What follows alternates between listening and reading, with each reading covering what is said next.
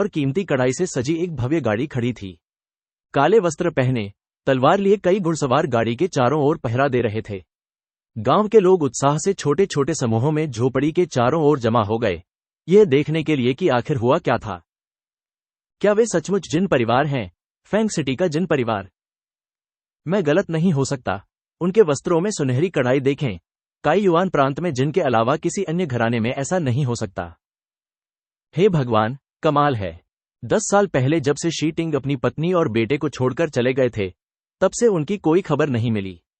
अगर उनकी मौत किसी अनजान जगह पर हुई होती तो किसी को शक नहीं होता। लेकिन अब जिन परिवार से उनके संबंध हैं, वो यही है, और तो और शी टिंग अपने बेटे शी म्यू को लेने वापस आ गए हैं। अफसोस की बात है कि लड़के की मां चल बसी, वरना वो जिंदा रहते हुए ऊंचा पद और अपार धन संपत्ति पा सकती थी। पद और धन, ज्यादा जल्दबाजी मत करो। क्या तुमने जिन सेवकों में से एक को ये कहते नहीं सुना कि शी टिंग पहले से ही जिनका दामाद है? अगर शी म्यू की मां की मृत्यु नहीं हुई होती तो वह यहां आने की हिम्मत नहीं करता। खैर, शी म्यू का मौका आ ही गया। कल वह अनाथ था, आज वह एक युवा मालिक है। मेरे पिता बिस्तर पर बीमार हैं और मेरी एक सगी बहन है। शी म्यू ने नीले वस्त्र पहने बुजुर्ग आगंतुक पर अपनी नजरें गड़ा दी और झिझकते हुए पूछा।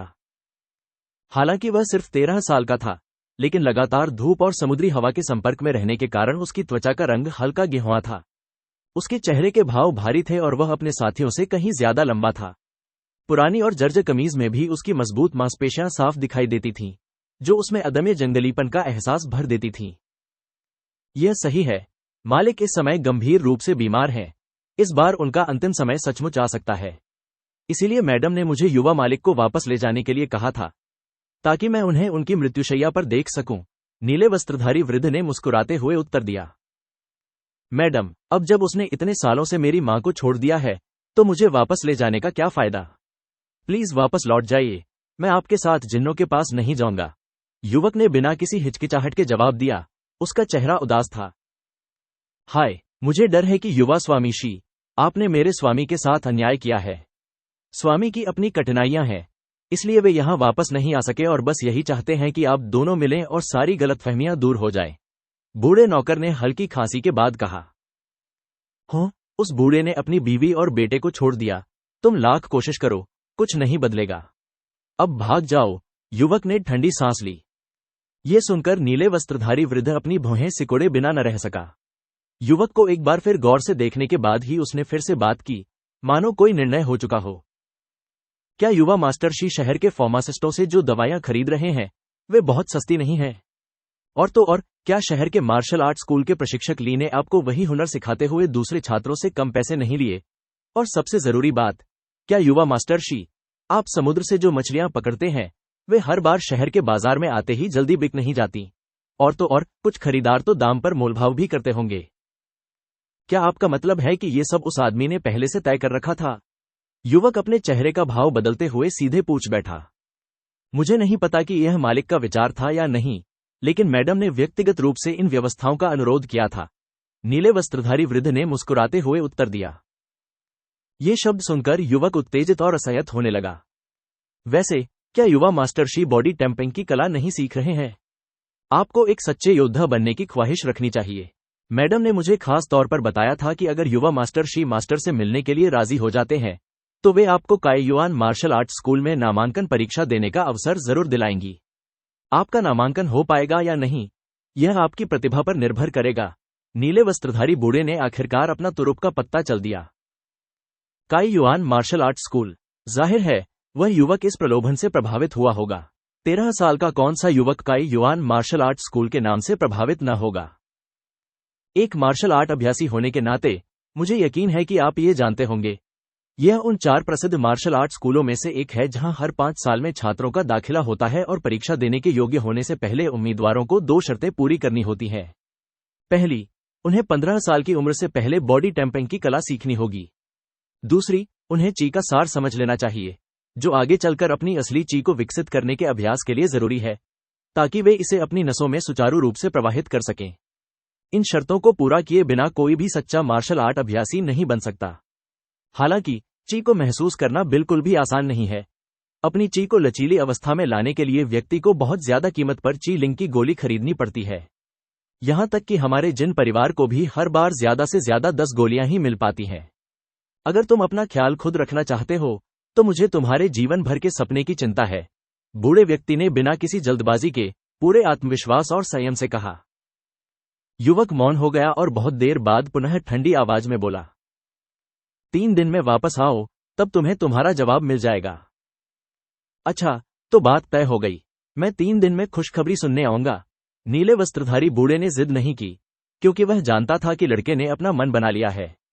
इसलिए उसने थोड़ा झुककर प्रणाम किया और चला गया। बटलर चेंग, क्या हम लड़के के बिना वापस जा रहे हैं? क्यों न उसे जबरदस्ती ले लिया जाए, ताकि हमें और समय बर्बाद न करना पड़े। गांव से निकलते ही एक हट्टा कट्टा घुड़सवार ने खुद को रोक नहीं पाया और पूछा, बकवास। हालांकि वह मैडम का सच्चा बेटा नहीं है, लेकिन युवा मास्टर शी उनके खून के रिश्ते से उनके बेटे हैं। हम उन्हें सही सलामत वापस ले जाने के लिए यहाँ हैं, और किसी को भी उनसे झगड़ा नहीं करना चाहिए। यह मैडम के मास्टर के प्रति गहरे लगाव को देखते हुए हम अभी से नई नौकरी ढूंढना शुरू कर सकते हैं। नीले वस्त्र पहने बूढ़े ने कड़वाहट से उसे डांटा। आह आह, माफ करना, मैं मूर्ख था। हट्टा कट्टा सवार निराश होकर गिर पड़ा। तभी सड़क पर एक छाया चमकती हुई गुजरी और वहां से एक और काले वस्त्र पहने सवार निकला, जिसने बूढ़े आदमी को प्रणाम किया और फिर कहा, बटलर चेंग, हमें 5वें गुरु 1 द्वारा भेजे गए बियाव योद्धा मिले हैं। हमें क्या करना चाहिए? हो, लगता है 5वां गुरु अभी भी अपनी पुरानी योजना पर अड़ा हुआ है। बियाव योद्धा ऐसे लोग नहीं हैं जिन्हें तुम लोग संभाल सको। उन्हें मेरे भरोसे छोड़ दो। तुम मुझे रास्ता दिखाओ, बाकी लोग यहीं मेरा इंतजार करो। मैं खुद इस मूर्खतापूर्ण योजना का अंत करूंगा। बूढ़े ने भौहें चढ़ाते हुए फैसला किया। हाँ। घुड़सवार तुरंत चला गया और उसी रास्ते पर वापस लौट गया जिस रास्ते से आया था, जबकि नीले वस्त्र पहने बूढ़ा आदमी अपने घोड़े से कूदकर सवार के पीछे दौड़ा। उसका शरीर पंख जैसा लग रहा था और पल भर में पास के जंगल में गायब हो गया। हट्टा कट्टा सवार दूसरों के साथ गाड़ी के पास खड़ा रहा, एक भी मांसपेशी हिलाने की हिम्मत नहीं जुटा पाया। शाम होने को थी। गांव के बाहर एक अनाम पहाड़ी पर शी म्यू एक कब्र पर घुटनों के बल बैठा था। चांदनी मिट्टी के एक टीले पर धीरे धीरे चमक रही थी। एक पीले रंग की कब्र पर साफ लिखा था, शी परिवार की पत्नी की कब्र, जिसका मूल उपनाम वांग था। प्यारी मां, तुम्हें यकीन ही नहीं होता कि पिताजी नहीं मरे। उन्होंने तो किसी और परिवार में शादी भी कर ली है, लेकिन निश्चिंत रहो, मैं अपना वादा पूरा करूंगा। पिताजी ने तुम्हें मार्शल आर्ट सीखने का झूठा बहाना देकर छोड़ दिया, लेकिन मैं एक सच्चा योद्धा बनूंगा, दुनिया का सबसे ताकतवर योद्धा, ताकि तुम शांति से आराम कर सको। युवक खड़ा हुआ और कुछ अन्य शब्द बुदबुदाने लगा, फिर अपनी मां की कब्र के सामने व्यायाम करने लगा। उसकी चालें तेज होती गईं क्योंकि उसकी हड्डियों के चरमराने और चटकने की आवाजें साफ सुनाई देने लगीं, और उसका शरीर बाघ की तरह आगे पीछे हिलने लगा। कुछ देर बाद उसकी तेज हरकतों से उठे पीले धूल धुएं में उसकी आकृतियां पहचानना मुश्किल हो गया। कोहरे से एक आकृति तेजी से निकली और एक बड़े पेड़ के मोटे तने पर जोर से मुक्का मारा। धमाका! एक तेज आवाज के साथ पेड़ कांप उठा। अनगिनत पत्तियां नीचे गिरी और तने में आधा इंच गहरा एक प्रभावशाली मुट्ठी का निशान रह गया। शी म्यू ने अपनी भौहें उठाईं। यह क्रियाक्रम ही शहर के मार्शल आर्ट स्कूल से सीखा गया एकमात्र मुट्ठी कौशल था, और द क्यूई हेवनली किंगडम में बॉडी टैंपिंग की कला में यह सबसे लोकप्रिय कौशल भी था। स्कूल के प्रशिक्षक के अनुसार इतनी गहरी छाप छोड़ने के लिए उसे बॉडी टैंपिंग में 7वें स्तर पर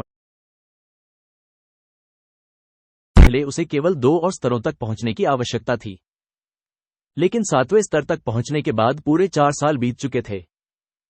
इस कहावत में कुछ दम था कि मार्शल आर्ट सिर्फ अमीरों के लिए है। गरीब होना, किताबी कीड़ा बनकर रह जाना है। जब से उन्होंने मार्शल आर्ट सीखने का निर्णय लिया था, तब से उन्होंने 30 सिल्वर की ट्यूशन फीस चुकाने के लिए लगभग आधे साल तक पैसे बचाए थे। यह बड़ी राशि पहले से ही कम फीस थी, जो सामान्य अनुरोधित राशि से बहुत कम थी, और केवल उनके बार बार ईमानदारी से विनती करने पर ही प्राप्त हुई थी। इसके अलावा अपने शरीर को तरोताजा करने के लिए जरूरी औषधि स्नान की अत्यधिक कीमत ने उसे पैसे की बर्बादी में डाल दिया था, जिससे वह कंगाल हो गया था। अपनी स्थिति को देखते हुए शी म्यू फिर भी उस स्तर तक पहुंचने में कामयाब रहा जिसने मार्शल आर्ट स्कूल को चकित कर दिया और प्रशिक्षक की प्रशंसा प्राप्त की। उन्होंने कहा कि इतनी अद्भुत प्रतिभा और सुडौल हड्डियों के साथ शी म्यू जन्मजात योद्धा ही होगा। आखिरकार, हालांकि उसने स्कूल के फार्मासिस्ट से समय समय पर अपने लिए औषधीय स्नान तैयार करने को कहा था, लेकिन उसके पास जो पैसा था उसमें उसे इतनी महंगी दुर्लभ जड़ी बूटियां कौन बेचेगा। इसलिए वह केवल साधारण जड़ी बूटियों से ही स्नान कर सकता था, जिनका उसके विकास पर बहुत कम प्रभाव पड़ता था। शिम्यू ने आह भरी, ये जानते हुए कि वह असल में मजबूत हड्डियों के साथ पैदा नहीं हुआ था। अगर 2 साल पहले उसकी किस्मत अच्छी न होती, तो इन कुछ सालों में उसकी यह उपलब्धि नामुमकिन होती। यही वजह थी कि उसे ये सोचने के लिए समय चाहिए था कि उसे जिन परिवार के साथ रहने जाना चाहिए या नहीं। मन में ऐसे विचार लिए युवक चांद की ओर देखते हुए पहाड़ी से नीचे उतरा और समुद्र तट पर पहुंचा, जहां चट्टानों के ढेर थे। वह बिना किसी हिचकिचाहट के समुद्र में कूद गया, अपनी बाहें एक साथ हिलाता हुआ, बिना किसी आवाज के एक विशाल मछली की तरह गहरे समुद्र में सरकता हुआ। थोड़ी देर बाद वह लगभग 30-40 झांग 2 की गहराई तक तैर गया। तभी कुछ आश्चर्यजनक बात सामने आई। मूलतः गहरे अंधेरे वाला समुद्री जल बढ़ती हुई सफेद रोशनी से चमकने लगा, जो धीरे धीरे बढ़ती गई और फिर निकटवर्ती क्षेत्र को प्रकाशित करने लगी। शिम्यू को यह दृश्य देखकर जरा भी आश्चर्य नहीं हुआ। सांस रोककर वह तेजी से कई मीटर नीचे की ओर बढ़ा और रेतीले जमीन के एक टुकड़े पर खड़ा हो गया। यह समुद्र का तल था, जो सफेद महीन रेत से ढका था। वहां उसे साफ दिखाई दे रहा था कि नीचे की सफेद चमक 10-10 सीपियों से आ रही थी, जिनमें से हर एक सीप आदमी की हथेली के आकार का था। सीपियों के बीच में 7 या 8 झांग ऊंची एक विशाल चट्टान खड़ी थी, जो लगातार टिमटिमा रही थी। नोट्स 1. मास्टर चमकते हुए सीपों में कोई दिलचस्पी नहीं दिखाई और सीधे उस शिलाखंड की ओर तैर गया। उसने एक हाथ उठाया और उस पर दस्तक दी। शिलाखंड के नीचे से खून के रंग का कोहरा निकला। वह कोहरा मानो जीवित हो, कुछ देर तक युवक के चारों ओर तेजी से घूमता रहा और अंततः बिना आवाज किए युवक के शरीर में समा गया। शिम्यू का उत्साह तेजी से जागने लगा। समुद्र में एक लंबी सांस छोड़ने के बाद वह अचानक मछली की तरह खुलकर सांस लेने में सक्षम हो गया। फिर वह जल्दी से चट्टान की ओर मुड़ा, जहां उसने रेत में छिपाई हुई जंग लगी लोहे की छेनी और सुआ निकाली। फिर चट्टान के नीचे एक छेद काटना शुरू कर दिया। सफेद चमकती रोशनी की वजह से चट्टान के नीचे पानी की टंकी के आकार का एक समुद्री क्लैम फंसा हुआ दिखाई दे रहा था। पूरा क्लैम जैड जैसा सफेद था और उसकी सतह से चांदनी से भी ज्यादा शुद्ध रंग निकल रहा था, लेकिन चट्टान से कुचलकर वह हिल भी नहीं पा रहा था। चट्टान के तल के एक ओर लगभग पूरी तरह से छेद कर दिया गया था, जो समुद्र के प्रवाह के साथ तालमेल बिठाते हुए थोड़ा हिल रहा था। 1 घंटा बीत गया और शिम्यू बड़ी मेहनत से छेद को चौड़ा करता रहा। कुछ थककर उसने फिर से सांस रोक ली और काम बंद कर दिया। उसने मुड़कर चट्टान पर 3 बार फिर से दस्तक दी। इससे विशाल सीप को संकेत मिला, जिसकी चांदी जैसी चमक हर दस्तक पर और भी तेज हो गई, जिसके बाद सीप में एक छेद खुल गया। तुरंत ही उस छेद से खून का एक गुबार निकला और शिम्यू को फिर से ढंक लिया, फिर उसके शरीर में समा गया और उसे फिर से खुलकर सांस लेने की अनुमति दी। फिर उसने अपने औजार उठाए और मेहनत जारी रखी। शिम्यू ने 2 साल पहले इस विशाल चट्टान के नीचे इस विशाल सफेद क्लैम की खोज की थी। ठीक यही समुद्र की तलहटी में उसने पहली बार रक्त के कोहरे का एक संयोगवश झोंका लिया था और कुछ देर के लिए खुद को पानी में आजादी से सांस लेते हुए पाया था। उसे हैरानी हुई, उसे पता चला कि यह कोई साधारण क्लैम नहीं था। इसलिए उसने घर से एक छेनी और सुआ मंगवाया और चट्टान के नीचे छेनी से काटने लगा, ताकि क्लैम को बंधन से आजाद कर सके। सीप काफी बुद्धिमान लग रहा था, मानो उसे शिम्यू के इरादे का अंदाजा हो। हर बार जब उसे सांस लेने में तकलीफ महसूस होती, तो खून का एक कोहरा बाहर निकलता, जिससे उसे कुछ देर तक खुलकर सांस लेने में मदद मिलती। लेकिन चट्टान इतनी विशाल थी कि उसे एक दिन में जीतना मुश्किल था। इसके अलावा, हालांकि उसे पानी में सांस लेने में कोई दिक्कत नहीं थी, फिर भी समुद्र उसकी ताकत को सीमित कर रहा था। पत्थर के विशाल घनत्व, आकार और वजन के साथ यह मुश्किल काम पूरे 2 साल बाद ही पूरा हो पाया था। इस दौरान शिम्यू को धीरे धीरे पता चला कि क्लैम का रक्त धुआं अप्रत्याशित रूप से रहस्यमय था। जितना ज्यादा वह कोहरा अंदर लेता, उतनी ही देर तक वह समुद्र में खुलकर सांस ले पाता। पहले तो एक कश का असर कुछ देर तक ही रहता था, लेकिन अब यह पूरे 1 घंटे तक बढ़ गया था। इस बीच शिम्यू ने एक और खोज की।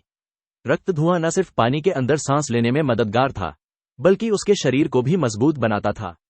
उस समय जड़ी बूटियों की कमी के कारण वह बॉडी टैंपिंग के अभ्यास में एक अड़चन में फंस गया था, लेकिन अब वह 4थे स्तर से 7वें स्तर तक पहुंच गया था। इसके अलावा उसे धीरे धीरे उन परेशान करने वाली बातों का भी ज्ञान हो रहा था जो उसे पहले परेशान करती थीं, जिससे पता चलता था कि कोहरा न सिर्फ उसके शरीर के लिए, बल्कि उसके मन के लिए भी फायदेमंद था। इस मुलाकात के साथ वह अपने साथियों से और भी ज्यादा परिपक्व होने लगा। या फिर यह किशोर लड़का नीले वस्त्रधारी उस बुजुर्ग का इतने संयम से सामना कैसे कर पाया होगा और उसकी मांगों को कैसे ठुकरा पाया होगा। हालांकि इस बार वह देर रात तक काम करता रहा और थके हुए शरीर के साथ गांव में अपने घर लौट आया। आमतौर पर वह अपनी समुद्री यात्राओं के बीच कई दिनों तक आराम करता था, लेकिन अब चूंकि समय सीमा पूरी करनी थी, इसलिए उसे अपनी गति बढ़ानी पड़ी। दूसरे दिन वह अपना काम जारी रखने के लिए समुद्र में कूद गया। फिर तीसरे दिन वह फिर गहरे समुद्र में चला गया। धमाका! छोटे छोटे पत्थरों की बौछार के साथ वह शिलाखंड जोर जोर से हिलने लगा और अपने ही वजन से टूटने लगा और उस तरफ झुक गया जिसे बड़ी मेहनत से तराशा गया था।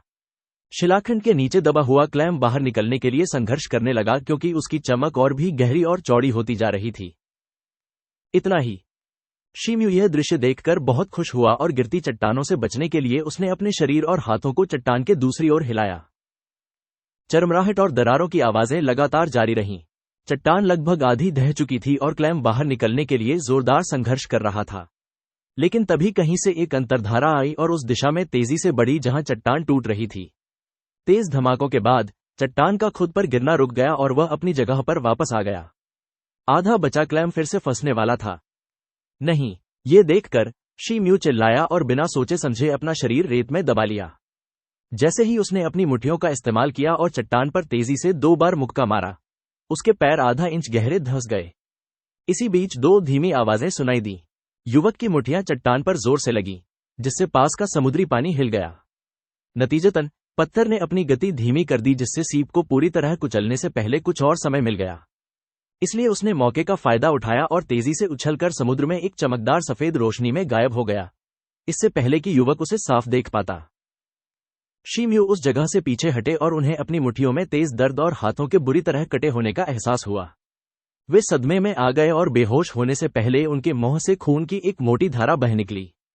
तभी पास का पानी हिला और विशाल सीप सफेद रोशनी की बौछार के साथ फिर से प्रकट हुआ। उसका खोल धीरे धीरे खुल रहा था, जिससे एक छोटी बच्ची दिखाई दी जिसकी गोद में एक रक्त मोती था। वह बच्ची 6 या 7 साल की लग रही थी, सिर्फ 3 इंच लंबी थी और उसने एक जालीदार पेटी पहनी हुई थी।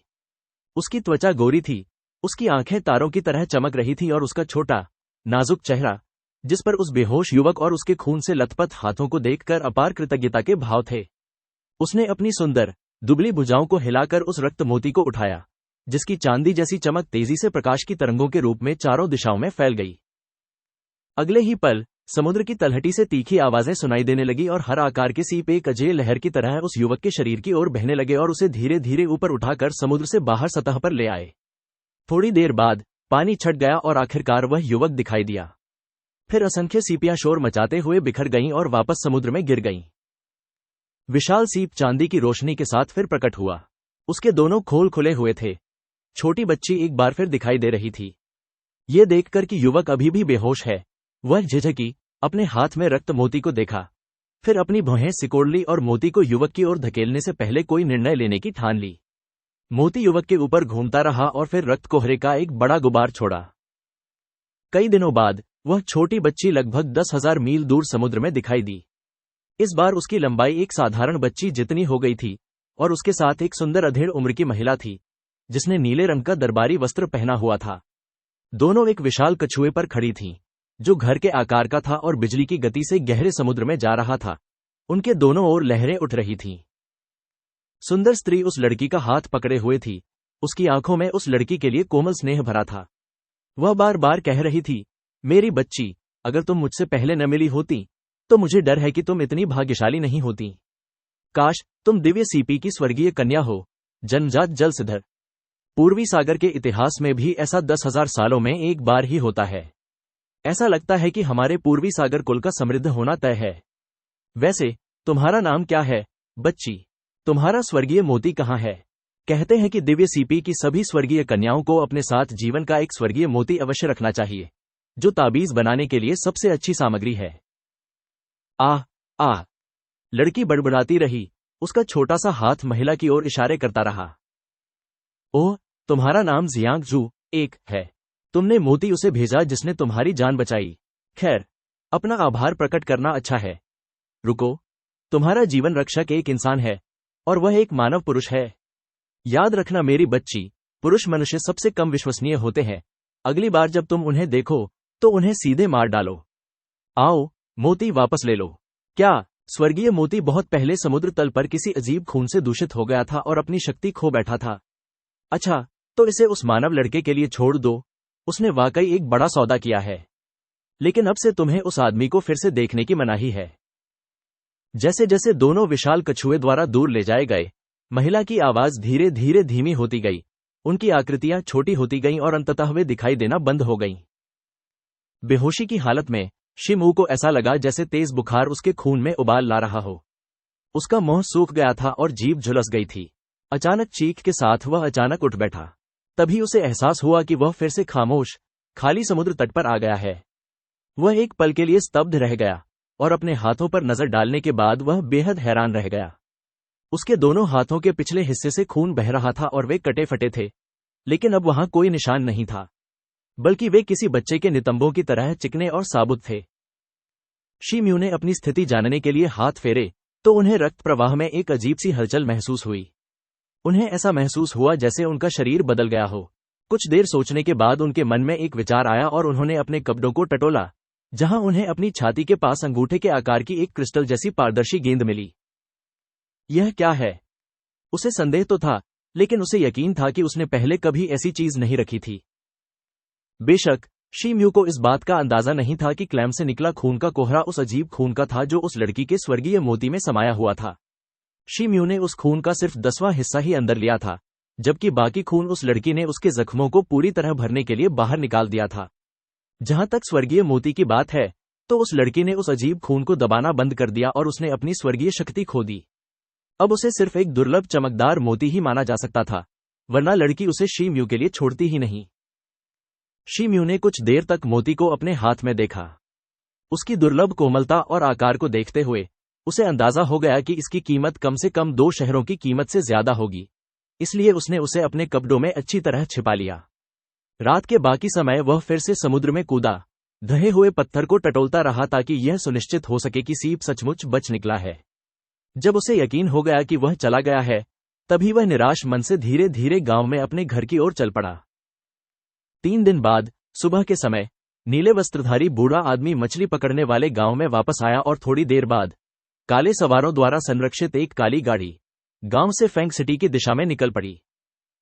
नोट्स 1. जियांगजू नाम का अर्थ है दाची स्वर्गीय राज्य का क्षेत्र एक प्रायद्वीप के भीतर स्थित था जो डोंगजोउ 1 की पूर्वी भूमि से फैला हुआ था और यान अग्नि राज्य और सन हुआंग राज्य के पड़ोसी थे।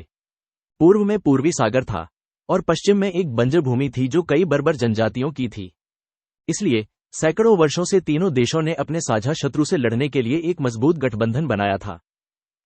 दाकवी स्वर्गीय साम्राज्य प्रायद्वीप के मध्य में स्थित था और इसलिए 2 अन्य देशों के बीच फंसा हुआ था। दाकवी स्वर्गीय साम्राज्य के पास सबसे शक्तिशाली सेना थी और दावा किया जाता था कि उसकी स्थायी सेना में 10 लाख सैनिक थे। हुआंग सन साम्राज्य को दूसरा सबसे शक्तिशाली माना जाता था, जबकि यान अग्नि साम्राज्य को तीनों में सबसे कमजोर माना जाता था। अपनी राजधानी के अलावा, जो सीधे उसकी केंद्रीय सरकार के नियंत्रण में थी, दाकवी स्वर्गीय साम्राज्य में 9 प्रांत थे जो कुल मिलाकर 36 जिलों में विभाजित थे और प्रत्येक जिला लगभग 10 शहरों को प्रशासित करता था। कस्बों और गांवों की सही संख्या किसी को नहीं पता थी। फेंग शहर क्वानझोउ का सबसे बड़ा और राजधानी शहर था। पूरे काईयुआन प्रांत में भी इसे कम से कम 5वां सबसे बड़ा शहर माना जा सकता है। जिन कबीला क्वानझोउ के सबसे प्रभावशाली कबीलों में से एक था, जिसके पास शहर के बाहरी इलाकों में बड़ी संख्या में खेत और जागीरें थीं। उनका मुख्य निर्यात दवाइयां और अयस्क था और क्वानझोउ की लगभग आधी घटनाओं को वे प्रभावित करने में सक्षम थे। ये सारी जानकारी शिम्यू को नीले वस्त्र पहने बूढ़े बटलर जिन चेंग से मिली थी। वह जिन परिवार का एक कूटनीतिक बटलर था और नौकरों के बीच उसका काफी ऊंचा दर्जा था, या कम से कम जिन परिवार के घुड़सवारों के बीच उसका बहुत सम्मान था। फेंग शहर वापस लौटने में उन्हें लगभग 1 महीना लग गया। 2 शहरों से गुजरने के बाद वे आखिरकार फेंग पहुंचे। वहां से वे सीधे शहर के द्वार से होते हुए शहर के उत्तर पश्चिमी हिस्से की ओर चल पड़े। शिम्यू गाड़ी की खिड़की से सड़कों के दोनों ओर देखने से खुद को रोक नहीं पाया। उसके पहले उसकी पूरी दुनिया वह छोटा सा मछुआरा गांव था जहां वह पैदा हुआ था। अब तक का सबसे बड़ा शहर जो उसने देखा था, वह सिर्फ पास का गांव था। फेंग सिटी ने सचमुच क्वानझोउ के सबसे बड़े शहर का खिताब हासिल कर लिया है। सड़कों के किनारे तरह तरह की इमारतें दिखाई दे रही थीं, जो आते जाते शहरवासियों से भरी हुई थी और चहल पहल से भरा माहौल बना रही थीं। उनकी गाड़ी धीमी हो गई और लगभग 1 घंटा और चलने के बाद वे अपनी मंजिल पर पहुंचे, जो एक साधारण सी हवेली थी। गाड़ी से उतरते ही शिमू ने गेट के किनारे एक सफेद पंखा दो लटका देखा, लेकिन उसका चेहरा बस थोड़ा सा बदला। वह नीले वस्त्र पहने उस बूढ़े आदमी के पीछे गेट के अंदर चला गया, जबकि सवार गाड़ी के पास खड़े थे। कुछ ही देर बाद शिम्यू उस हॉल में पहुंचे जहां एक स्मारक समारोह हो रहा था। हॉल सफेद झंडियों और लिनेन से सजा हुआ था। वहां एक किशोरी और एक महिला पारंपरिक सफेद शोक पोशाक में खड़ी थीं।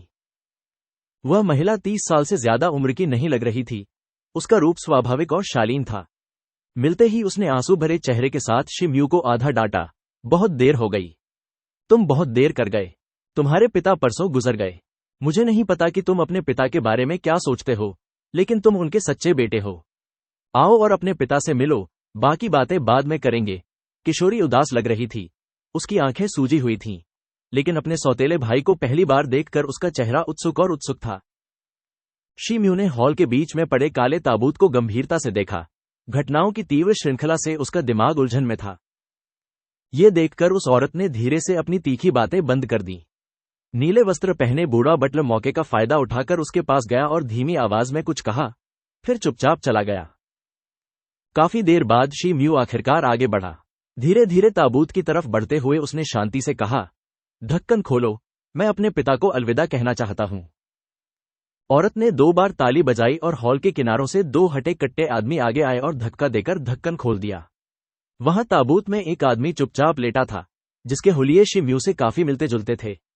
उसने अपना सिर नीचे किया और ताबूत को घूरता रहा। उसका चेहरा पीला और उदास था।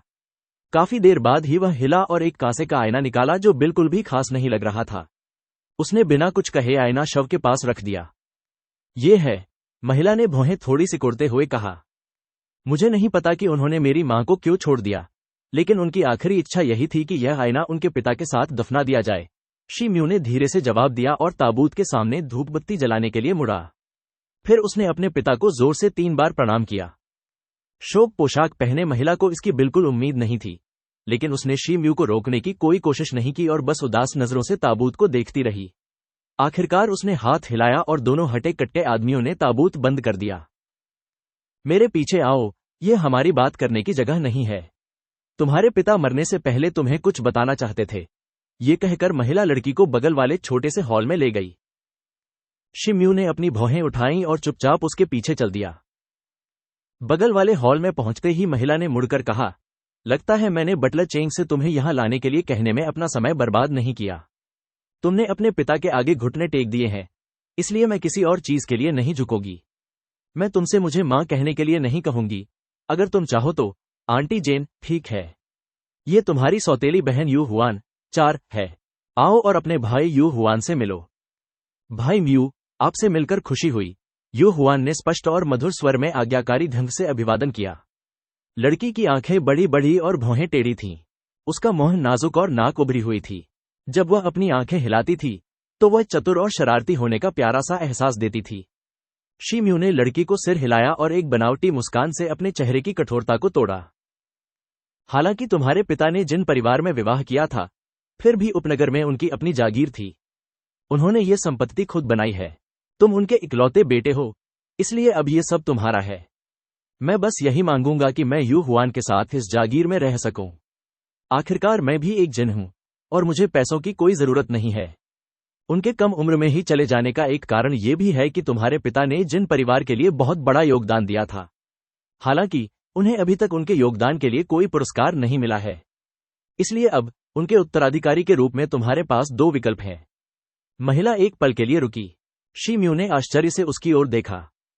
या तो मैं आपके लिए जिन कबीले से इनाम के रूप में एक क्यूइलिंग गोली प्राप्त करने की व्यवस्था करूंगा, जिससे आपको काईयुआन मार्शल आर्ट स्कूल की नामांकन परीक्षा उत्तीर्ण करने का प्रयास करने का अवसर मिलेगा। या फिर मैं तुम्हारे लिए कुलीन पदवी का इंतजाम कर सकती हूं। बेशक जिन वंश तुम्हें उच्च कुलीन पदवी देने में समर्थ नहीं है, लेकिन इस पदवी के साथ तुम जीवन भर अमीर रहोगे। यहां तक कि तुम्हारे बेटे और पोते भी इसका लाभ उठा सकेंगे। महिला ने युवक की आंखों में देखते हुए गंभीरता से कहा। एक वास्तविक महान उपाधि। ये सुनकर शिम्यू ने अपनी भौहें सिकोड़ लीं। 5 स्तर हैं। गोंग, हु, जी, नान और शुन। प्रत्येक की अपनी अपनी स्थिति और शक्ति है। आपके पिता के योगदान और जिनके प्रभाव से उपाधि आसानी से प्राप्त की जा सकती है। इसके अलावा हम आपको दरबार में एक अधिकारी भी बना सकते हैं। महिला ने संक्षेप में समझाया। मुझे शीर्षक की परवाह नहीं है, मुझे क्यूई लिंक गोली दे दो, शी म्यू ने बिना किसी हिचकिचाहट के कहा। अच्छी तरह सोच समझकर फैसला लो, अगर मैं तुम्हारी जगह होता तो मैं दूसरा विकल्प चुनता, शी म्यू के जवाब ने उसे चौंका दिया। शी म्यू ने एक क्षण रुककर जवाब दिया, इससे तुम्हारा क्या मतलब है? आप वास्तव में क्यूई और योद्धा होने के बारे में कितना जानते हैं? महिला ने स्पष्ट रूप से पूछा। क्या आपका मतलब है, आंटी झेन, क्या आप भी एक योद्धा हैं? शी म्यू ने कुछ देर आश्चर्य से सोचा और धीरे से पूछा। इस बार उस महिला ने कोई जवाब नहीं दिया, बस उसकी आकृति क्षण भर के लिए टिमटिमाई और एक पल में दीवार पर चमक उठी। उसने अपनी बाहें उठाईं और उसके हाथ में सोने से मढ़ी एक तलवार पहले से ही वार करने के लिए तैयार थी। जैसे ही महिला ने तलवार घुमाई, एक जोरदार धमाका हुआ, मानो स्वर्ग ही भेद गया हो। तलवार की गति से हवा में अनगिनत भ्रामक छवियां उभर आईं, फिर एक ठंडी झपकी और एक स्पष्ट, निर्मल ध्वनि के साथ तलवार दीवार में समा गई और उसका हत्था अभी भी हल्का सा हिल रहा था। शी म्यू इस दृश्य को देखकर बिल्कुल आश्चर्यचकित हो गया। मेरे रूप रंग से मेरा आकलन मत करो। जिन कुल में 3 उन्नत हॉटियन योद्धा 5 हैं और मैं उनमें से एक हूं। अगर नहीं तो मैं जिन कुल से तुम्हें ची लिंग की गोली क्यों लाकर दूं, जबकि गोली की कीमत बहुत ज्यादा है, और अगर किसी के पास पैसा भी हो तो जरूरी नहीं कि उसे ऐसा करने का मौका मिले। तथापि मरे हुए आदमी को जल्दी भुला दिया जाता है। परिवार के कुछ लोगों को लगता है कि तुम्हारे पिता का योगदान अब ऐसी दुर्लभ जड़ी बूटियों के लायक नहीं रहा। अगर तुम ची लिंग गोली मांगोगी तो तुम सिर्फ चिढ़ और तिरस्कार का कारण बनोगी। मैं इस बार तुम्हारी मदद कर सकती हूं, लेकिन अगली बार नहीं। मैं योद्धा बनने के लिए दृढ़ हूं, चाहे इसके लिए कुछ भी करना पड़े, शी म्यू ने बिना रुके दृढ़ता से उत्तर दिया। बनाऊंगी। पहले मुझे अपनी पूरी क्षमता से योद्धाओं के विभिन्न स्तरों के बारे में बताओ, आंटी झेन ने आह भरते हुए कहा। स्तर हैं टेम्पर्ड बॉडी, रियल वॉरियर और नेशनल गार्जियन। मैंने सुना है कि एक बार नेशनल गार्जियन बन जाने पर उसे राजकुमारों और मार्क्विस के बराबर दर्जा दिया जाता है, शी म्यू ने जवाब दिया। तुमने ये सब गांव के स्कूल से सीखा है। बुरा नहीं, लेकिन उन मार्शल आर्ट स्कूलों के सबसे अच्छे प्रशिक्षक भी असली योद्धाओं के सामने कुछ नहीं है। क्या तुम उनसे स्तरों का कोई वास्तविक विभाजन सीखने की उम्मीद करते हो? आंटी झेन को शी म्यू के जवाब पर कोई आश्चर्य नहीं हुआ। जाहिर है उन्होंने पहले ही इसका अंदाजा लगा लिया था। आंटी जेन, कृपया मुझे सिखाएं। तपस्वी देह, वास्तविक योद्धा और राष्ट्रीय संरक्षक, ये सभी सामान्य लोगों द्वारा प्रयुक्त उपाधियां हैं।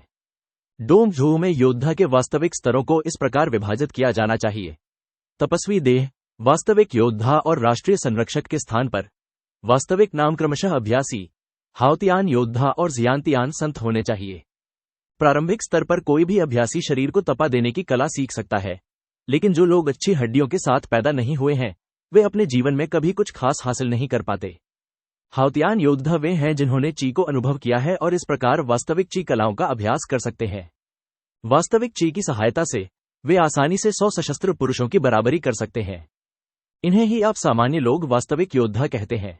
जियांतियान संतों के संबंध में, एक बार जब उनकी ची गुणवत्ता और नियंत्रण एक निश्चित स्तर पर पहुंच जाता है, तो वे अपने डायाफ्राम का उपयोग गहरी सांस लेने के लिए कर सकते हैं और उसके बाद ही जन्मजात वास्तविक ची प्रेरित हो सकती है। ये जियांटियन संत सर्वश्रेष्ठ हैं। अगर 10 साधक एक हॉटियन योद्धा को मार सकते हैं, तो सैकड़ों हॉटियन योद्धा मिलकर भी एक जियांटियन संत को जरा भी नुकसान नहीं पहुंचा सकते। ऐसा इसलिए है क्योंकि जियांटियन संतों की वास्तविक क्यूई शरीर के बाहर प्रकट होकर दूर से ही किसी को मार सकती है। सामान्यतः एक हूटियन योद्धा और एक जियांटियन संत के बीच एक गुणात्मक अंतर होता है जिसे पार करना निस्संदेह एक असंभव दीवार है। लेकिन बहुत कम लोग उस अड़चन तक पहुंच पाते हैं और जियांटियन संत बनने की कठिनाई को समझ पाते हैं। जहां तक मुझे पता है, दा क्यूई स्वर्गीय राज्य में केवल 7 या 8 जियांटियन संत हैं, आंटी झेन ने युवक को समझाया। इतनी छोटी संख्या, शी म्यू सचमुच आश्चर्यचकित था। नोट्स 1. झू चीन में एक प्राचीन में पता है कि एक जियांटियन संत को प्रशिक्षित करने में कितना खर्च आता है। एक अकल्पनीय राशि। इसके अलावा इतने बड़े निवेश के बाद भी सफलता की कोई गारंटी नहीं है। बहुत कम लोग वास्तव में जियांटियन स्तर तक पहुंच पाते हैं। आंटी जेन ने कड़वी मुस्कान के साथ एक आह भरी। युवक पूर्णतया मौन में डूब गया। खैर, अभी तो बहुत दूर की बात है। अगर एक दिन तुम सचमुच उस मुकाम पर पहुंच गए, तो पूरा देश तुम्हारी सेवा में होगा। यहां तक कि दाची का सम्राट भी तुम्हारी कृपा पाने के लिए तुम्हारे प्रति विनम्र होगा। इसीलिए शीर्ष योद्धाओं को राष्ट्रीय संरक्षक कहा जाता है। अब पहले शरीर को संयमित करने और ची संवेदन की कला के बारे में बात करते हैं। अभी तुम किस मुकाम पर हो? महिला ने पूछा। 7वें स्तर पर, शिम्यू ने उत्साहित होकर उत्तर दिया, क्योंकि यह उसके लिए सबसे उपयुक्त होगा यदि वह कुछ क्यूई सेंसिंग सीख सके और अपनी वर्तमान क्षमताओं को देखते हुए काई युआन मार्शल आर्ट स्कूल में दाखिला ले सके। 7वां, ये तो एक उचित उपलब्धि है। काई युआन मार्शल आर्ट स्कूल अगले साल से नामांकन शुरू करेगा। तुम्हें 1 साल के अंदर 9वें स्तर तक पहुंचना होगा। क्या तुम ऐसा कर सकते हो? पहले मुझे यकीन नहीं था, लेकिन अब मुझे यकीन है। कम से कम कुछ हद तक, शिम्यू ने कुछ सोचने के बाद सकारात्मक जवाब दिया। भले ही आप 9वें स्तर तक पहुंच जाएं और अपनी वास्तविक क्यूई को महसूस करने में सफल हो जाएं, यह तो हर किसी के लिए बुनियादी जरूरत है। फिर भी आपको बाकी सभी उम्मीदवारों के साथ कड़ी प्रतिस्पर्धा करनी होगी। महिला थोड़ी अजीब लग रही थी, लेकिन फिर भी उसने ऐसा ही कहा। शिम्यू ने कान खोलकर सुना। जहां तक मुझे पता है, इस साल उम्मीदवारों में सामान्य से ज्यादा प्रतिभाएं हैं। उनमें से कुछ ने अपने शरीर को 9वें या 10वें स्तर तक कठोर बना लिया है। आखिरकार, उच्च स्तर ची को ज्यादा सफलतापूर्वक महसूस करने में मदद करते हैं। पिछले रिकॉर्ड के अनुसार, ची लिंग गोली की मदद से भी, आपके साथियों में से 10वें हिस्से से भी कम लोग ची को सही मायने में महसूस कर पाएंगे। ज्यादातर साधक 30 या 40 की उम्र में ही इसे बड़ी मुश्किल से कर पाते हैं। ची लिंग गोलियों के बार बार इस्तेमाल की तो बात ही छोड़ दीजिए। यही कारण है कि काई युआन के लिए आवेदकों की उम्र 10 से 15 साल के बीच होनी जरूरी है।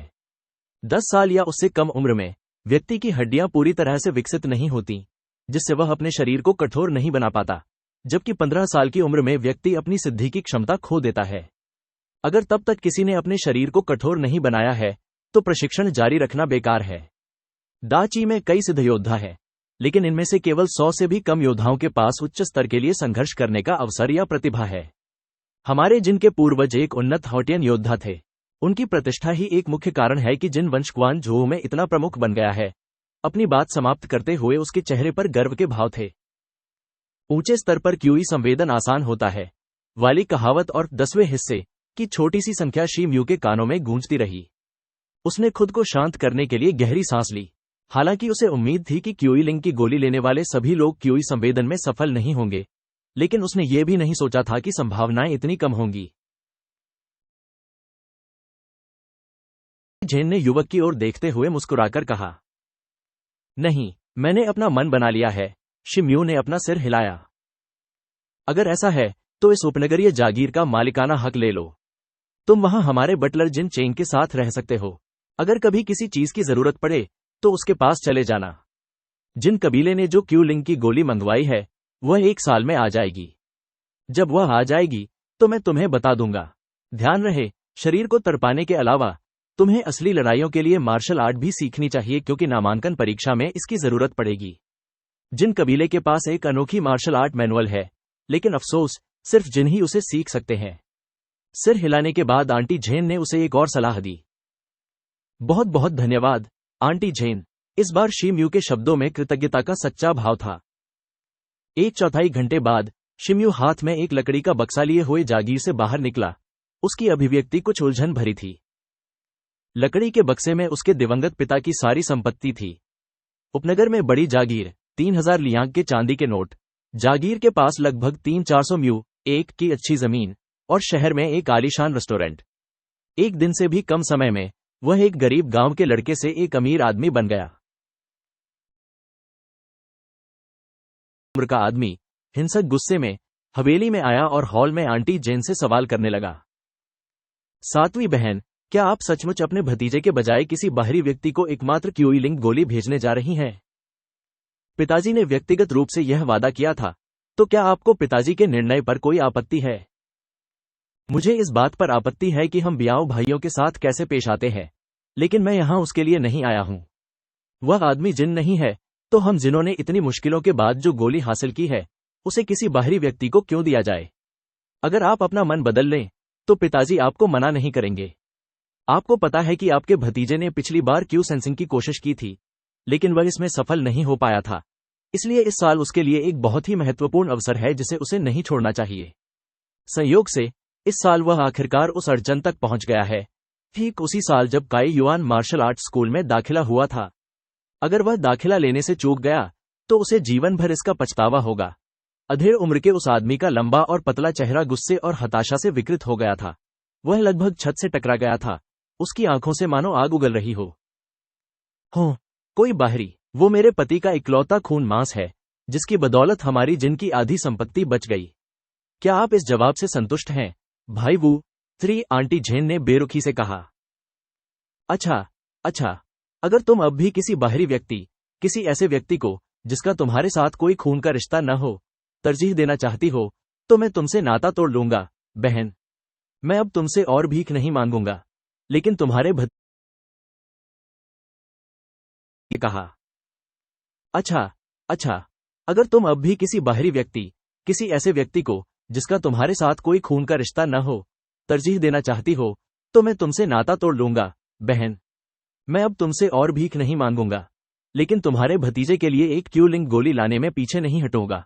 उसके शब्द खत्म होते ही वह आदमी गुस्से में भाग गया। मां, क्या आप सचमुच अंकल वो को आपका अनादर करने और इस तरह चले जाने देंगी? उस आदमी के जाते ही यू हुआन किसी अज्ञात स्थान से प्रकट हुई और आंखें झपकाते हुए पूछा। कोई नुकसान नहीं हुआ। तुम्हें पता है कि तुम्हारे चचेरे भाई में योद्धा के रूप में प्रतिभा की कमी है, क्योंकि उसे अपने शरीर को संयमित करने से पहले कितनी दुर्लभ जड़ी बूटियों का इस्तेमाल करना पड़ा था। क्यूई लिंग की गोली उसकी क्यूई संवेदन क्षमता में ज्यादा मदद नहीं करेगी। तुम्हारे चाचा को अपनी आखिरी उम्मीद के तौर पर गोली मांगनी पड़ी। यह सच है। जिनतियान में शिमयुगे 4 जितनी अच्छी प्रतिभा नहीं है, अगर वह क्यूई को भांप भी ले तो भी उसके दाखिला लेने की कोई संभावना नहीं है, यू हुआन ने ताली बजाते हुए खुशी से कहा। हे, तुम तो अपने ही सौतेले भाई का पक्ष लेने लगे हो। हालांकि मुझे अभी तक शिमयू की क्षमताओं के बारे में पूरी तरह यकीन नहीं है। फिर भी मैंने तुम्हारे भाई के लिए जो कुछ भी कर सकता था, किया है। अब और मदद की तो मैं परिवार को सचमुच नाराज कर दूंगा। हालांकि हम पहली बार मिले हैं, फिर भी मुझे उसके बारे में अच्छी राय है, कम से कम उन जिन आलसी लोगों से तो बेहतर, यू हुआन मुस्कुराया। दरअसल तुम्हारे दादाजी ने शिमू को ची लिंग की गोली देने का वादा तुम्हारी खातिर ही किया था। आखिरकार तुमने 12 साल की उम्र में ही ची को महसूस कर लिया था और इस बीच 10वें स्तर तक पहुंच गए हो। तुम्हारे दादाजी को तुमसे बहुत उम्मीदें हैं, छोटी आंटी झेन अचानक मुस्कुरा दी। चिंता मत करो, मैं 1 साल में तलवारबाजी में निपुण हो जाऊंगी, और फिर काई युआन में दाखिला लेने में मुझे कोई दिक्कत नहीं होगी। मैं दादाजी को निराश नहीं करूंगी। युवती आत्मविश्वास से भरी हुई थी। ये सुनकर महिला ने सिर हिलाया। उसकी आंखें अपनी बेटी के प्रति स्नेह से भरी हुई थीं। फैंग शहर से 10 मील दूर एक जागीर में शिमयू घरों से घिरे एक चौक में खड़ा था और चारों ओर देखने के बाद संतुष्ट भाव दिखा रहा था।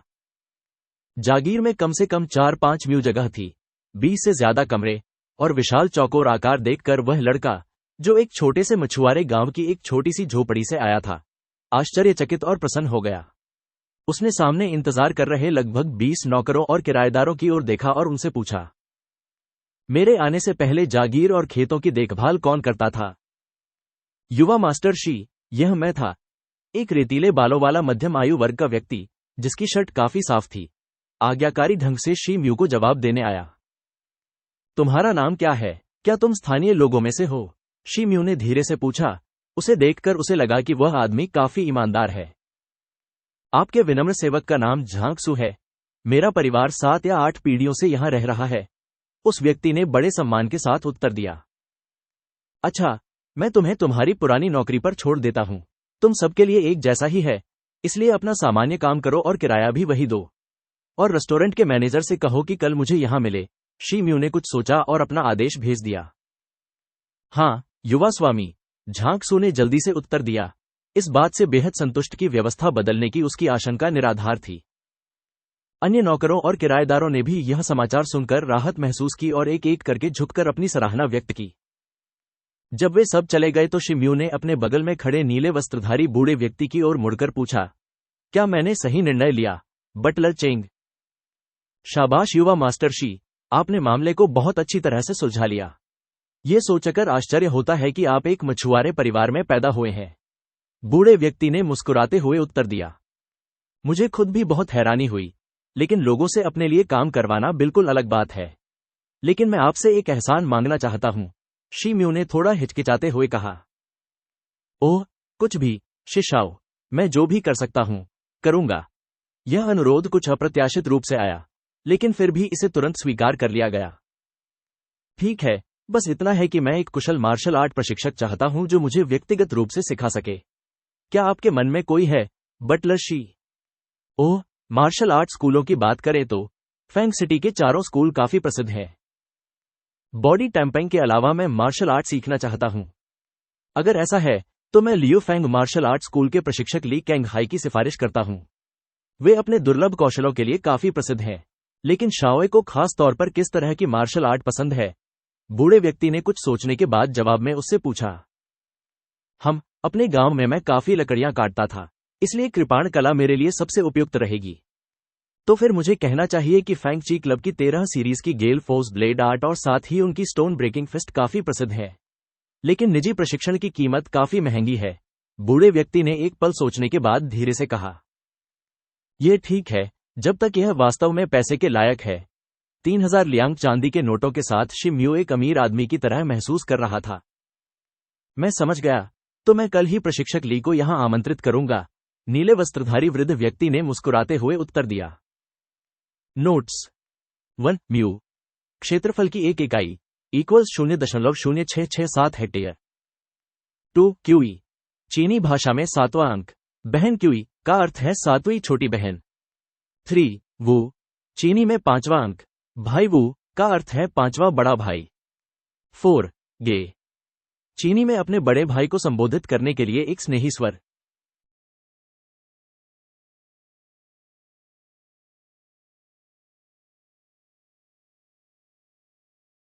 3 ची एक लंबाई के साथ अभ्यास करते देखा गया, जिसने कई झांग की परिधि में अपने निशान चमकाए जब वह इसे गर्म धधकते सूरज के नीचे इधर उधर लहराता था। 3 महीने पहले के उलट चौक के चारों ओर आकर्षक पुतले बिखरे पड़े थे। यहां तक कि कुछ भारी पत्थर के ताले और लकड़ी की अलमारियों की एक कतार भी थी जिनमें चाकू और भाले जैसे आमतौर पर इस्तेमाल होने वाले हथियार रखे हुए थे। रुकना, एक आदमी की आवाज गड़गड़ाहट के साथ आई, जो काफी कठोर और अचानक लग रही थी। शिम्यू रुका और एक हाथ में पकड़े ब्लेड को वापस खींच लिया। ये तो ठीक है, आखिरकार तुम्हें 13वीं सीरीज के गेल फोर्स ब्लेड आर्ट की समझ आ गई है। लेकिन वह लेवल अभी भी काफी बुनियादी है और असली लड़ाई में ज्यादा मायने नहीं रखता। तुम अभी भी अच्छे होने से कोसों दूर हो। बोलने वाला आदमी चौक के एक तरफ हाथ जोड़े खड़ा था। उसकी आंखें उसकी हड्डीदार कदकाठी के बावजूद काफी तेज थीं। उसकी कांसे जैसी त्वचा से उसकी काबिलियत और अनुभवी होने का गहरा एहसास हो रहा था। ये सब गुरु ली के व्यक्तिगत निर्देश के कारण है, अन्यथा मैं मात्र 3 महीनों में इतनी रहस्यमय कला को कैसे समझ पाता? शिम्यू ने बड़े सम्मान के साथ उत्तर दिया। यह हड्डीवाला आदमी कोई और नहीं बल्कि लियो फैंग मार्शल आर्ट क्लब के जाने माने प्रशिक्षक ली कैंघाई थे, जो एक इंटरमीडिएट हॉटियन योद्धा थे। 3 महीने पहले प्रशिक्षक ली कैंघाई के एक छोटे से प्रदर्शन ने शिम्यू को आश्चर्यचकित कर दिया और उन्होंने तुरंत सलामी दी और प्रशिक्षण मांगा। उसके बाद से शिम्यू ली के निर्देशन में हर दिन 4 घंटे मार्शल आर्ट का अभ्यास करते रहे। ब्लेड आर्ट की यह श्रृंखला देखने में तो बिल्कुल साधारण लगती है ना? इसका इस्तेमाल ज्यादातर प्रैक्टिशनर स्तर के योद्धा करते हैं, लेकिन इसे हल्के में मत लीजिए, क्योंकि कुछ उच्च स्तरीय तकनीकों का इस्तेमाल असली लड़ाइयों में भी किया जा सकता है, यहां तक कि हॉटियन योद्धा बनने के बाद भी। इसकी खासियत है हवा का इस्तेमाल, जिससे हर वार पिछले वार से तेज हो जाता है। यह वाकई एक बेहद सरल लेकिन गहन कला है। मैंने एक बार अपने ही स्तर के 2 योद्धाओं को एक जलती हुई अगरबत्ती की लपटों के बीच मार गिराने के लिए इसका इस्तेमाल किया था। आपके प्रैक्टिशनर स्तर पर सबसे जटिल कला लघु स्वर्गीय तलवार कला होनी चाहिए, जिसमें कुल 306 चालें होती हैं, और बहुत कम योद्धा अपने जीवनकाल में इन सभी को सही मायने में समझ पाते हैं। ली कैंघाई ने धीरे से समझाया। अपनी बात पर कुछ सोचने के बाद शिम्यू ने पूछा, गुरु ने एक बार कहा था, मार्शल आर्ट के 2 घटक होते हैं, तकनीक और साधना। तकनीकें मारने के तरीकों से संबंधित हैं, जबकि साधना क्यूई संवेदन और शरीर को संयमित करने की कला है। दोनों सामंजस्य में काम करते हैं और एक का उपयोग दूसरे के बिना नहीं किया जा सकता। लेकिन अगर कड़ाई से तौला जाए तो आपको क्या लगता है कि दोनों में से कौन सा ज्यादा महत्वपूर्ण है? अरे, तुम होशियार बच्चे सच में बहुत ज्यादा सोच रहे हो। लेकिन यह सवाल प्राचीन काल से ही अक्सर पूछा जाता रहा है, जिसकी हर अनुभवी योद्धा की अपनी समझ हो सकती है। मेरे हिसाब से अगर तुमने सिर्फ तकनीकें सीखी हैं, तो तुम खुद को बहुत सीमित कर लोगे। यह ऐसा होगा जैसे तुम्हारा सिर शीशे का और पैर जेली के हों, तुम बिल्कुल भी खड़े नहीं हो पाओगे। दूसरी तरफ, अगर तुम सिर्फ साधना सीखते हो, तो कोई नौसिखिया भी तुम्हें मार सकता है, चाहे तुम्हारे पास कितनी भी वास्तविक ची क्यों न हो, जैसे खेत जोतने के लिए गाय तो हो, लेकिन शक्ति का उपयोग करने के लिए कोई जुआ ना हो। लेकिन एक जियांटियन संत सिर्फ अपनी वास्तविक ची से अपने शरीर की रक्षा कर सकता है। अगर वह बिना कोई मांसपेशी हिलाए बस वहीं खड़ा भी रहे, तो भी साधारण हथियार उसे कोई नुकसान नहीं पहुंचा पाएंगे। इसके अलावा वह सिर्फ अपनी वास्तविक ची का इस्तेमाल करके कमजोर लोगों को भी मौत के घाट उतार सकता है। आखिरकार, लेकिन कम महत्वपूर्ण नहीं, आम लोग ज्यादा से ज्यादा 100 साल जी सकते हैं, लेकिन एक जियांटियन संत की जीवन प्रत्याशा दोगुनी होती है। कैंग लिहाई पहले तो हंसा, फिर समझाना जारी रखा। तो गुरुजी सोचते हैं कि साधना अधिक महत्वपूर्ण है, शिम्यू ने मुस्कुराते हुए उत्तर दिया। कई कठिन कलाओं में साधना और तकनीकें दोनों एक साथ होती हैं। जब आप एक निश्चित स्तर पर पहुंच जाते हैं, तो आपकी साधना कुछ तकनीकों का पालन करके समन्वित होगी। ये दोनों यिन और यांग की तरह अविभाज्य हैं। इनकी अलग अलग तुलना करना बेमानी है, लेकिन आप अभ्यासियों के लिए पहला काम अपनी साधना को अपनी सामान्य क्षमताओं और अपने शरीर को मजबूत बनाने के लिए प्रशिक्षित करना होना चाहिए। अगर ऐसा नहीं है, तो भले ही आपको कोई दुर्लभ मार्शल आर्ट सीखने का मौका मिले, आप ची संवेदन के बिना उसकी बारीकियों को कभी नहीं समझ पाएंगे। इसके अलावा प्रत्येक कला के लिए एक साधना आवश्यकता होती है, खासकर उच्च स्तरों के लिए। अगर आप अपने वर्तमान स्तर से आगे की कोई कला सीखना चाहते हैं, तो परिणाम बहुत विनाशकारी होंगे। या तो आप अपनी साधना को नुकसान पहुंचाएंगे जिससे आप फिर कभी साधना नहीं कर पाएंगे, या फिर आपकी अपनी ची आपके ही शरीर में वापस आकर आपकी जान ले लेगी। ली कंघाई ने असहमति जताते हुए कहा। मैं समझ गया, लेकिन क्या मैं तुम्हें अपनी 13 सीरीज की गेल फोर्स ब्लेड आर्ट फिर से प्रदर्शित करते हुए देख सकता हूं? शिम्यू ने सिर हिलाया और फिर अनुग्रह के लिए कहा। इन गतिविधियों को प्रदर्शित करने के लिए बहुत ऊर्जा की आवश्यकता होती है, और मैं आज भी शेष समय में आपको स्टोन ब्रेकिंग फिस्ट सिखाना चाहता हूं, इसलिए मैं आपको केवल एक बार और दिखाऊंगा। ली कैंघाई ने भौहें चढ़ाईं, और यह सोचने के बाद कि शिम्यू कितनी आज्ञाकारी थी, अपनी सहमति देने से हिचकिचाया। अगले ही पल ली कांघाई चौक के बीचों बीच गया, शिम्यू से ब्लेड लिया और एक तेज आवाज के साथ तेजी से हरकतें शुरू कर दी। एक तेज आवाज फुसफुसाहट से ज्यादा तेज नहीं लग रही थी। बस एक सेकंड में चौक में एक के बाद एक कई कटने की आवाजें सुनाई देने लगीं।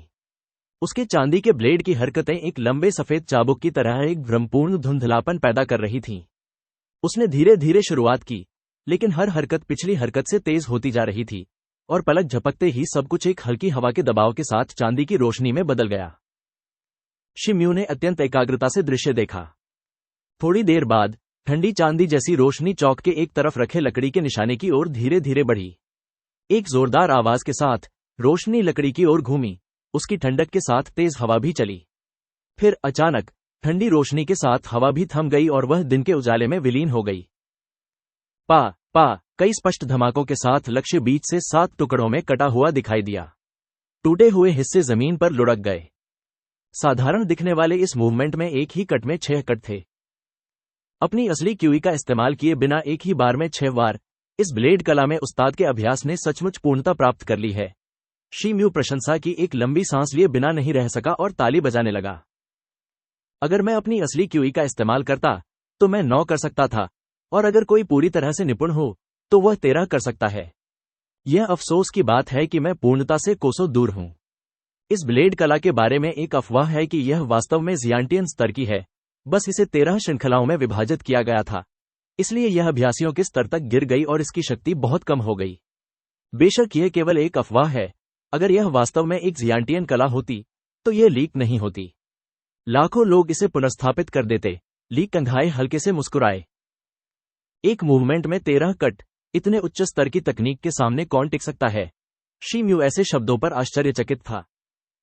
अगर तुम सचमुच 13 वार कर सको तो तुम निश्चित रूप से सभी हॉटियन योद्धाओं से, और शायद कुछ जियांटियन संतों से भी आगे निकल जाओगे।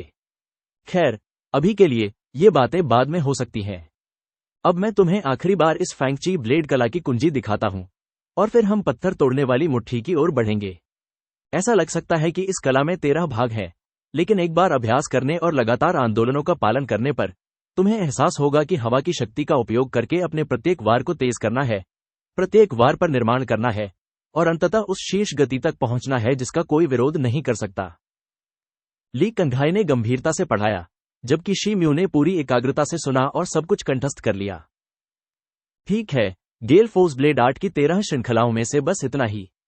चलिए, पत्थर तोड़ने वाली मुट्ठी की ओर बढ़ते हैं।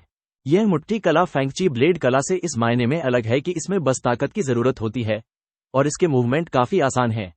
आपको बस अपनी मुट्ठियों से शक्ति का संचार करना होता है।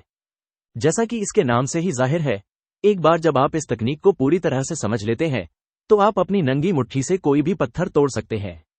ये कहते हुए ली कैंघाई एक बेसिन के आकार के पत्थर के पास गए, एक गहरी सांस ली और फिर पागलों की तरह पत्थर पर लात मारी। पेंग, एक गड़गड़ाहट भरी आवाज सुनाई दी। अपनी हड्डियों वाली कदकाठी के बावजूद उसकी लात ने विशाल पत्थर के ताले को हवा में उछाल दिया। वह चीखा और फिर अचानक हवा में उछला। उसका हड्डियों वाला शरीर अब 3 गुना मजबूत लग रहा था और बाघ जैसा भव्य लग रहा था। एक जोरदार धमाका सुनाई दिया। गिरता हुआ पत्थर फट गया और टूटे हुए पत्थरों की बौछार चारों दिशाओं में उड़ने लगी। शिम्यू की आंखें आश्चर्य से चमक रही थीं। सुनो, भविष्य में तुम चाहे ब्लेड का अभ्यास करो या तलवार का, यह संभव है कि तुम ऐसी परिस्थितियों का सामना करो जब तुम्हारे पास कोई हथियार ना हो। तब तुम केवल अपनी मुट्ठियों पर ही भरोसा कर सकते हो। यह मुक्का कला, यद्यपि सरल है, किसी भी अभ्यासी के लिए पर्याप्त है। यदि तुम वास्तव में इस कला को पूरी तरह से समझ सको तो यह अन्य मुक्का और लात मारने की तकनीकों के लिए एक मजबूत आधार तैयार करेगी। हालांकि यह अपनी शक्ति के लिए प्रसिद्ध है, फिर भी बहुत कम अभ्यासी इसे सीखने का मन बनाते हैं क्योंकि मुट्ठियों को मजबूत करने के लिए बहुत कष्ट सहना पड़ता है। यह कला व्यक्ति की शक्ति पर बहुत निर्भर करती है, इसलिए जो व्यक्ति महान शक्ति के साथ पैदा हुआ है उसके लिए यह आधी मेहनत में 2 गुना परिणाम देगी। पहले की तरह मैंने उस पाउंड में अपनी वास्तविक क्यूई का बिल्कुल भी उपयोग नहीं किया, ली कैंघाई ने भावशून्य होकर कहा। मुझे आश्चर्य है कि मास्टर के पास अब कितनी ताकत है। शिम्यू खुद को रोक नहीं सका और अचानक सवाल पूछ बैठा। मैं बिना क्यूई का उपयोग किए आसानी से 500 जिन का एक पत्थर उठा सकता हूं। वह दूसरे सबसे बड़े पत्थर के ताले के पास गया जो मनुष्य के आधे आकार का था और जो बहुत भारी लग रहा था। फिर चीखते हुए उसने अपना शरीर नीचे किया और दोनों हाथों से पत्थर को पकड़ लिया।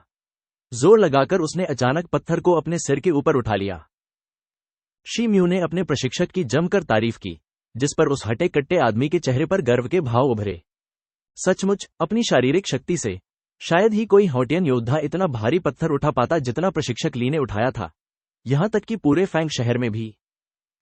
1 घंटे बाद ली कैंघाई जागीर से चले गए और शिम्यू को अकेले चौक पर खड़ा छोड़ गए। उनके हाथ में अंगूठे के आकार की एक दवा की बोतल और एक सफेद किताब थी।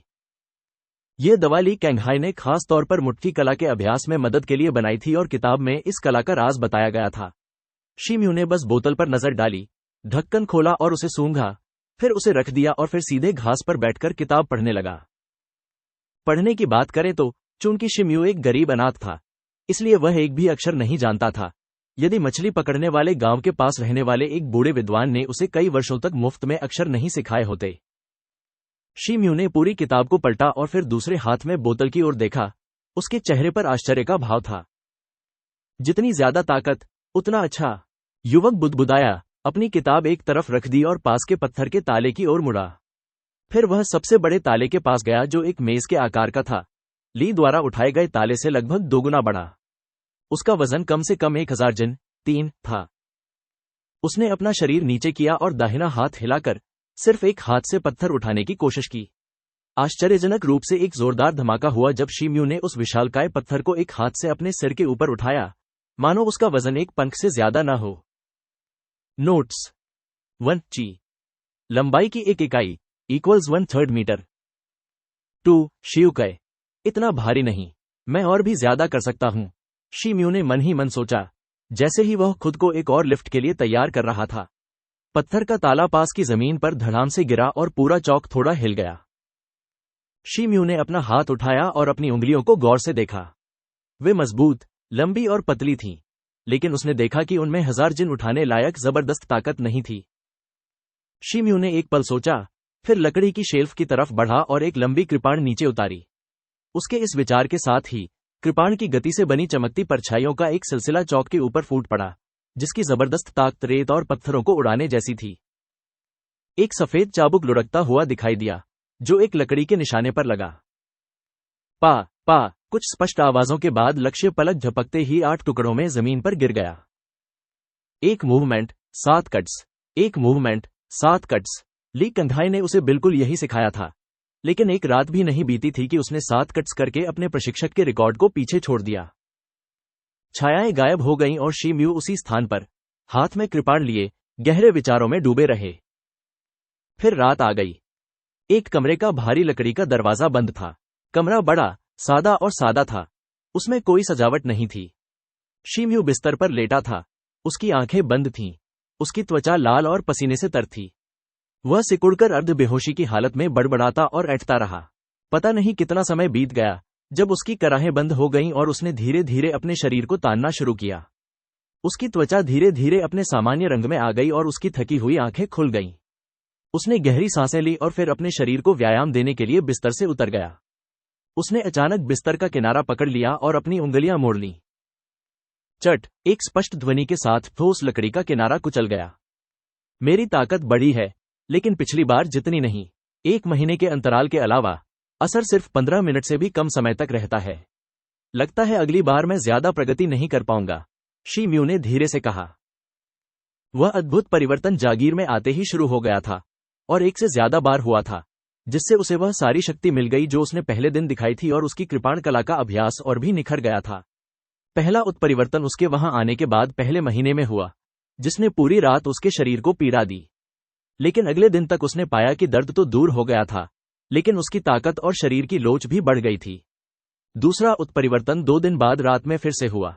ये क्रम लगभग 10 बार उत्परिवर्तन के साथ जारी रहा और हर बार तीव्र दर्द के साथ साथ उसके बड़े लाभ भी हुए। हालांकि हर बार उत्परिवर्तन की अवधि में कमी देखी गई, अंतराल भी लंबे होते गए और उसकी ताकत स्थिर होने लगी। इस बार शुरुआती उत्परिवर्तनों की तुलना में वृद्धि नगण्य थी, लेकिन उपलब्धियां फिर भी काफी उल्लेखनीय थीं। शी म्यू 1000 से ज्यादा जिन उठाने में सक्षम था और उसका शरीर आम लोगों की तुलना में कहीं ज्यादा तेजी से प्रतिक्रिया करता था। उसने तुरंत यह निष्कर्ष निकाला कि इस उत्परिवर्तन का कुछ न कुछ संबंध उस विशाल क्लैम से था जिसे उसने समुद्र से बचाया था। उत्परिवर्तन की पूरी प्रक्रिया ने दर्द की ऐसी ही ऐंठन पैदा कर दी जैसी उसने उस दिन समुद्र तट पर महसूस की थी। कोमा के दौरान क्लैम गर्ल ने उसे ठीक किया था और उसके अंदर खून खौलने का एहसास जाग उठा था। बस एक ही फर्क था कि दर्द का उत्परिवर्तन समुद्र तट पर महसूस किए गए दर्द से 10 गुना ज्यादा तेज था। अंत में शी म्यू अपनी बढ़ी हुई ताकत पर मन ही मन बेहद खुश था। उसने दूसरों से सुना था और दूसरों के साथ घटित होने वाली कई सौभाग्यपूर्ण घटनाओं से ईर्ष्या करता था, लेकिन अब खुद उसके साथ भी ऐसी ही एक सौभाग्यपूर्ण घटना घटी थी और उसने नामांकन में मिलने वाली कड़ी प्रतिस्पर्धा के लिए उसमें आत्मविश्वास और तड़प भर दी थी। शी म्यू को ली कंधाई से यह भी पता था कि अगर वह क्यूई सेंसिंग भी सीख लेता है तो भी उसके लिए प्रतिस्पर्धा कठिन होगी। आखिरकार स्कूल के सीमित संसाधनों को देखते हुए अनगिनत उम्मीदवारों में से केवल कुछ ही उम्मीदवार नामांकन परीक्षा पास कर पाते थे। शी म्यू अपनी साधारणता से भली भांति परिचित थे। क्यूई लिंक गोली की सहायता से भी उन्हें क्यूई का बोध होने का कोई खास मौका नहीं मिलता। लेकिन ली कांघाई के अनुसार एक बार जब कोई व्यक्ति शरीर संयम में 9वें स्तर को पार कर लेता है तो उसके पास क्यूई संवेदन में सफल होने की बेहतर संभावना होती है, जबकि यदि कोई 10वें स्तर से ऊपर होता तो कमजोर समझ वाला साधक भी 3 में से एक बार सफल होता। यदि वह शरीर संयम के पूरे 13 स्तरों को पूरा कर लेता तब भी क्यूई संवेदन में असफल होना आश्चर्यजनक होता। यही कारण था कि कुछ निम्न स्तर के साधक 30 या 40 की उम्र में भी क्यूई का बोध कर पाते थे। लेकिन ऐसा आश्चर्य केवल धनी लोगों के साथ ही होता था, क्योंकि बहुत कम साधक इसके लिए समय और धन लगा पाते थे। इसके अलावा मध्य आयु तक क्यूई संवेदन न प्राप्त करने से उनके आगे के अध्ययन के लिए बहुत कम समय बचता। एक योद्धा का सर्वोत्तम समय पहले ही नष्ट हो जाने के कारण एक मध्यम स्तर का हुतियन योद्धा बनना 3 गुना कठिन हो जाता। उन्नत योद्धा बनने की तो बात ही छोड़ दीजिए। लेकिन कुछ अभिजात वर्ग के लोग अपनी क्यूई संवेदना को बेहतर बनाने के लिए दुर्लभ जड़ी बूटियां इकट्ठा करते थे, जिनकी कीमत एक क्यूई लिंक गोली से भी कहीं ज्यादा थी। अपने 20वें दशक में प्रशिक्षक ली कांघाई आखिरकार बॉडी टैंपिंग में 12वें स्तर तक पहुंच गए थे और उन्होंने 2 बार क्यूई लिंक गोली ली थी। उसके बाद ही वे अंततः एक होटियन योद्धा बन पाए। उन्हें बहुत अफसोस हुआ कि वे 15 साल की उम्र से पहले होटियन स्तर तक नहीं पहुंच पाए। शी म्यू के लिए दुर्लभ जड़ी बूटियां इकट्ठा करना तो दूर की बात थी, सफलता का एकमात्र रास्ता उनके बॉडी टैंपिंग के जरिए ही था। लेकिन 9वें स्तर से आगे बढ़ने के लिए लगने वाला समय तेजी से बढ़ता जाएगा। यह समय आम लोगों की क्षमता से कहीं ज्यादा होगा। 12वें स्तर तक पहुंचना आम साधकों के लिए बिल्कुल भी संभव नहीं था। केवल असाधारण प्रतिभा वाले ही उस मुकाम तक पहुंच पाते थे और दा ची के इतिहास में ऐसे प्रतिभाशाली लोगों की गिनती उंगलियों पर की जा सकती थी। हालांकि शी म्यू की भाग्यशाली घटना ने उसे 9वें स्तर तक पहुंचने में मदद की थी। प्रत्येक उत्परिवर्तन के दर्द और पसीने से वह धीरे धीरे 10वें स्तर के करीब पहुंच रहा था। सामान्य ज्ञान के अनुसार वह 1 साल में 10वें स्तर तक पहुंच सकता था, लेकिन 11वें स्तर तक इसकी कल्पना करना मुश्किल था। इसके अलावा शी म्यू केवल 1/3 संभावना वाली क्यूई लिंक गोली पर दांव लगाकर संतुष्ट नहीं था। इसलिए ऐसा लग रहा था कि वह केवल उसी पागलपन भरे रास्ते का सहारा ले सकता था जिसका जिक्र ली कैंघाई ने पहले किया था। ली कैंघाई के अनुसार शरीर को तपा देने की एक विशेष विधि एक मार्शल विशेषज्ञ द्वारा प्रचलित थी। यह सरल और अपरिष्कृत थी और इसके अद्भुत प्रभाव थे। एकमात्र शर्त यह थी कि पूरी प्रक्रिया खतरे और पीड़ा से भरी थी। इसमें अकाल मृत्यु की भी बड़ी संभावना थी। यही कारण था कि इसे अन्य साधकों को शायद ही कभी सिखाया गया था। ली ने संकेत दिया कि यदि इसके लिए बड़ी राशि का भुगतान किया जाए तो वह शी मू को वह सब कुछ सिखाना चाहेंगे जो वह जानते हैं। खतरा। अब कौन सा खतरा उसे डराएगा, जबकि उसने अपनी मां की कब्र के सामने सबसे शक्तिशाली योद्धा बनने की शपथ ली थी। लेकिन उसका तात्कालिक लक्ष्य पत्थर तोड़ने वाली मुट्ठी की कला में महारत हासिल करना था। उसके बाद ही वह पूरी तरह से शरीर को नियंत्रित करने पर ध्यान केंद्रित करता। शी म्यू ने सोचा। जल्द ही उसे एक विचार सूझ गया। 7 दिन बाद जागीर के चौक के केंद्र में 3 ची ऊंचा एक नीला टैंक खड़ा था, जो सोयाबीन से भरा हुआ था। हाँ, शी म्यू टैंक के सामने बिना शर्ट के खड़ा था। उसने एक बड़ी काली पतलून पहनी हुई थी और दोनों हाथों में मोटे चांदी के दस्ताने पहने हुए थे। उसने टैंक में सोयाबीन को दोनों मुट्ठियों से जोर जोर से पीटना शुरू कर दिया। सुनो, हालांकि पत्थर तोड़ने वाली मुट्ठी की शक्ति का आधार तुम्हारी शारीरिक शक्ति है, लेकिन इस कला को पूरी तरह से समझने की कुंजी तुम्हारी मुट्ठियों की मजबूती है। वरना तुम्हारी अपार शक्ति पत्थर पर ही टकराएगी और तुम अपनी मुट्ठियों को खुद ही क्षतिग्रस्त कर लोगे। तुम अभी शुरुआत कर रहे हो और तुम्हारी मुट्ठियों की मजबूती अभी ज्यादा से ज्यादा लकड़ी से ही निपट सकती है। ये दस्ताने मछली की खाल की परतों से बने हैं ताकि तुम्हारी नसों, टेंडन और मांस को प्रशिक्षित किया जा सके और तुम्हारी मुट्ठियों को ज्यादा चोट न लगे। जब तुम एक मौके से टैंक को भेद पाओगे तो मैं बीन्स की जगह पत्थर इस्तेमाल करूंगा और तुम्हारे दस्तानों से मछली की खाल की एक परत उतार दूंगा। जब तुम पत्थर तोड़ने में सक्षम हो जाओगे तब तुम असली लोहे की रेत तक पहुंच जाओगे। फिर असली पत्थर। बायां हाथ। इसे इतना मत हिलाओ, कोहनी। इसे अंदर की ओर रखो। अच्छा। ली कैंघाई ने हाथ जोड़कर एक भावशून्य चेहरे के साथ समझाया। हाँ, शी म्यू ने जवाब दिया और अपनी बाहें हिलाता रहा। हर मुख का टैंक में आधा इंच गहराई तक धंसता जा रहा था। उसके ऊपरी शरीर से पसीना बह रहा था। हर मांसपेशी लगातार कांप रही थी, मानो वह किसी अजीब कट्टरता में डूबा हुआ हो। आधे पौने घंटे के बाद शी म्यू अचानक जोर से चिल्लाया और टैंक में कम से कम 1 इंच गहराई तक घुस गया और अपना लगभग आधा हाथ बीन्स में दबा लिया। रुको, क्या मैंने तुम्हें अपनी ताकत पर लगाम लगाने को नहीं कहा था? जरा तुम्हारी मुट्ठियों में चोट तो नहीं लगी है? इसकी जांच कर लूं। यह नजारा देखकर ली कैंघाई के चेहरे के भाव एकदम बदल गए। उसने बेचैनी से डांटा और तुरंत अपनी जेब से दवा की शीशी निकाली। मास्टर ली, मैं ठीक हूं। शी म्यू ने मुस्कुराते हुए अपना आधा दबा हुआ हाथ फलियों से बाहर निकाला। हाँ, मैं इसका फैसला करूंगा। दस्ताने उतारो, ली कैंघाई ने बिना सोचे समझे कहा। शी म्यू केवल आज्ञाकारी ढंग से अपने हाथ को झुलाने के बाद ही दस्ताने की परतें उतार सका, जिसके बाद उसने ली कैंघाई के सामने अपनी लाल उंगलियों को इत्मीनान से लहराया। ये तो अजीब है। तुम्हारे हाथ वाकई ठीक है। मैं बरसों से टीचर हूं। अगर तुम्हारी उंगलियों से खून निकल रहा हो तो मुझे हैरानी नहीं होगी। अच्छा, ये कैसा रहेगा?